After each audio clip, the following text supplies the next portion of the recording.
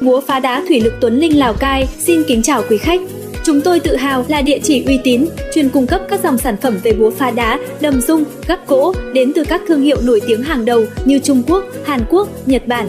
Ngoài ra, chúng tôi còn cho thuê máy công trình các loại, sửa chữa lưu động với đội ngũ lắp đặt thiết bị đầu cần tại trần công trình nhanh chóng, chính xác, hiệu quả, giá cả phải chăng, chắc chắn sẽ làm hài lòng tuyệt đối mọi yêu cầu của quý khách.